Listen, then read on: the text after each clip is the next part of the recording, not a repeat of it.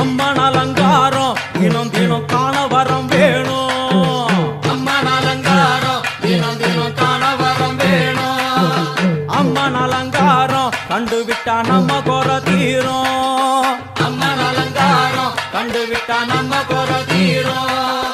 அம்மனுக்கு விரதம் ஆதி முதல் இன்று வரை வழக்கம். அம்மனுக்கு விரதம் ஆதி முதல் இன்று